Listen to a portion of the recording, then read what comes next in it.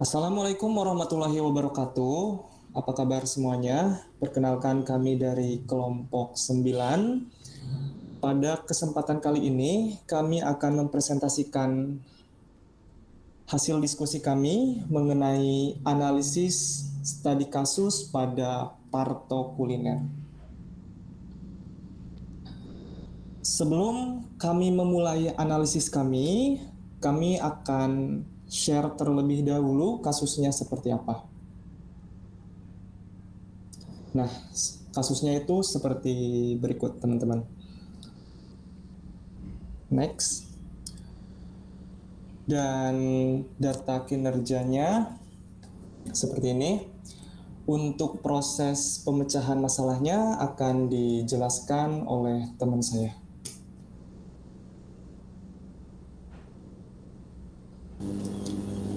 Oke, selanjutnya ada di definisi masalah.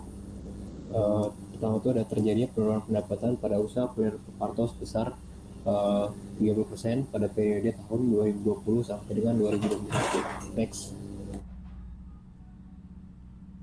Oke, analisis masalahnya kita memakai 5W1H seperti biasa. Pertama itu apa kendala yang dihadapi Pak Parto dalam memulai usahanya? Berdasarkan analisis dari kelompok kami, modal yang terdapat beberapa masalah seperti modal yang tidak memadai, tidak memiliki juru masak yang handal, dan tidak memiliki waktu tetap. Di mana usaha kuliner Papato, usahanya sendiri terdapat pada Kota Bandung. Oke, lalu kapan timbul suatu masalah tersebut? Yaitu ketika terjadi pandemi COVID-19. Next. Lalu ada siapa yang selama ini membantu Papato dalam menjalankan usahanya? Dalam menjalankan usahanya sendiri, Papato dibantu oleh istrinya, yaitu yang bertugas untuk membantu mencoba bereksperimen dan juga ditambah beberapa orang karyawan.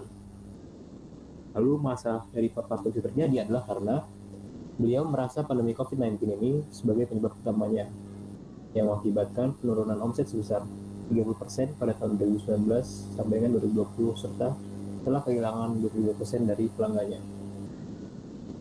Lalu tindakan yang dilakukan oleh Papato dalam mengatasi masalah adalah merenungi nasib dan hanya berandai-andai pandemi segera selesai dan semuanya akan menjadi baik kembali. Next.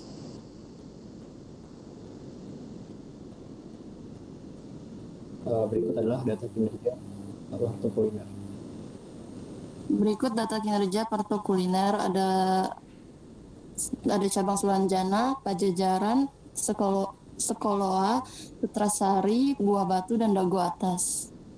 Nah, dari setiap tahunnya itu 2018 profitnya berjumlah 6 miliar 200 juta, 2019 sebesar 6 miliar 329 juta, pada tahun 2020 5 miliar 215 juta.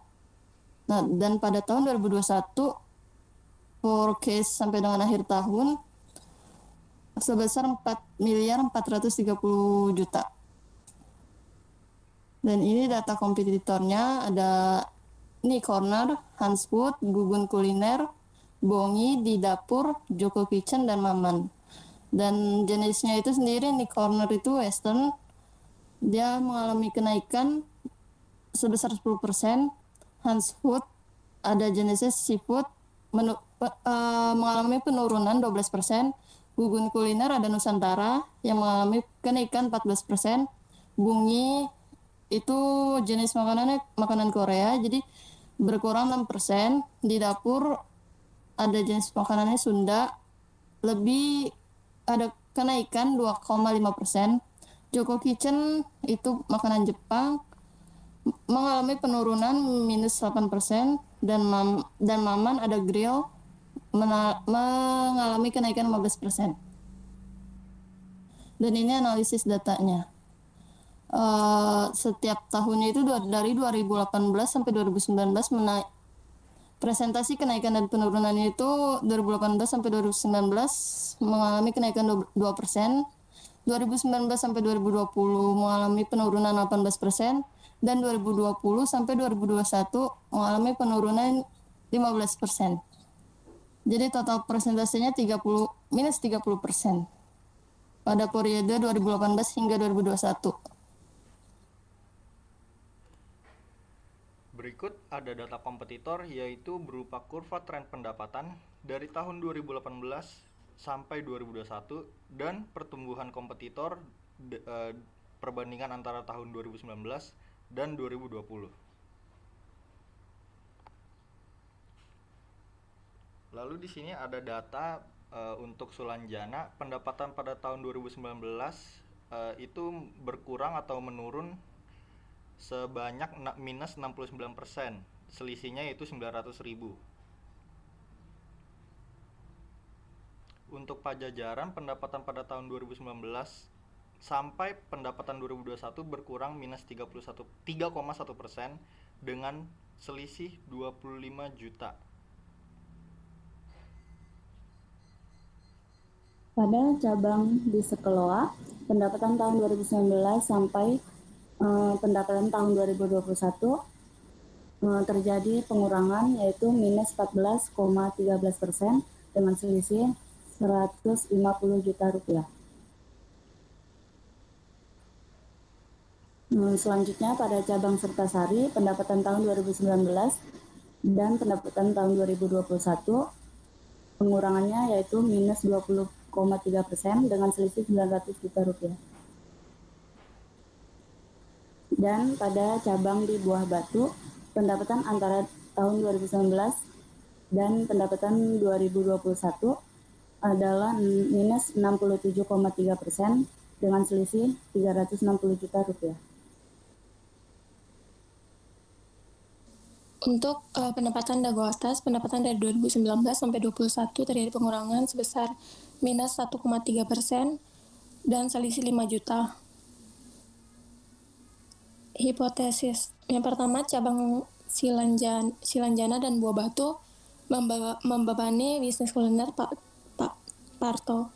Penurunan pendapatan mempengaruhi kemampuan membayar sewa tempat dan gaji. Yang ketiga, bisnis kuliner Parto kalah saing dengan kompetitor. Dan yang terakhir, tak maksimalnya kegiatan promosi mempengaruhi pendapatan bisnis kuliner Parto.